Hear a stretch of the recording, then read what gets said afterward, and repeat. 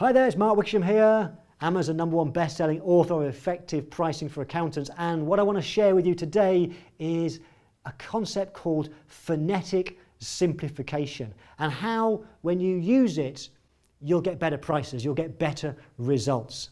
Now I find this fascinating.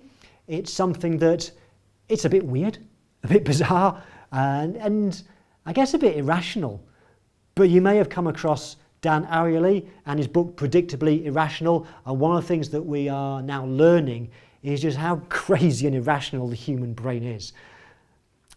But when we understand that, we can use it to our advantage. So here's something that was interesting. This was back in 2012, July 2012. A research was done and a paper created called Common Sense in Pricing, the effects of auditory representation encoding on price magnitude perceptions. Wow, what on earth is that? It was research carried out and a paper done by Coulter, Choi and Munro. And you may have come across it because a little while ago on social media it was doing the rounds, I think because the headline grabbed people's attention, is Common Sense in Pricing. Actually, I think people have misconstrued it a bit because when you read the research paper, it goes a little bit deeper. But let me share, in essence, what they found.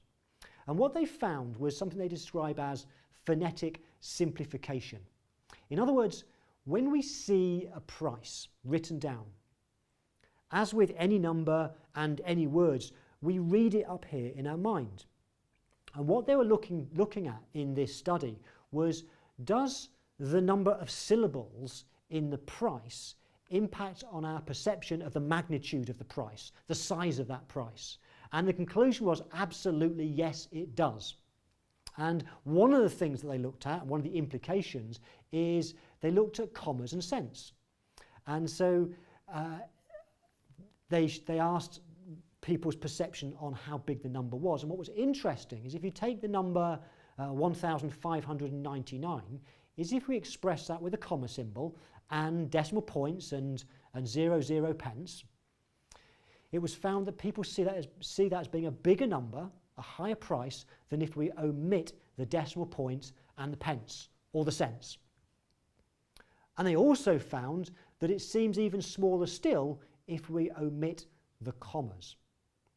So the key learning point is, if you want your price to seem smaller, keep it simple in terms of taking out the commas, take away the decimal point, get rid of the pence or the cents. Now, there are situations where you might want to include the pence. That's another idea for another day called verisimilitude. But as a general rule of thumb, we could take out the commas and cents. Actually, the more important thing is to understand why. And what they were saying in the research is that it's because, and if you see the three numbers, when we visually encode it, when we say it in our heads, when you put the commas and the decimal points, we read it as £1,599 and 0 pence. If we take away the pence, we say it as 1,599, and when we omit the comma, we tend to just say 1599 or 1599. It's less syllables, and that was the reason they suggested as to why we see it as being a smaller price. This is fascinating stuff. It might sound insignificant, but the research shows that this price psychology has a huge impact on the amounts of money people are willing to spend. If you found this fascinating, let me know by hitting the like button that you'll see. And if you want to find out more about the secret world of price psychology and how you can use it, I've created a video training program just for you where I share over 25 different ready-to-use price psychological tips that you can use in your pricing. There's a link somewhere, perhaps below this video, it could be above, who knows. You'll find it. Click on that link now and you can find out more about that video training program. See you soon. Bye for now.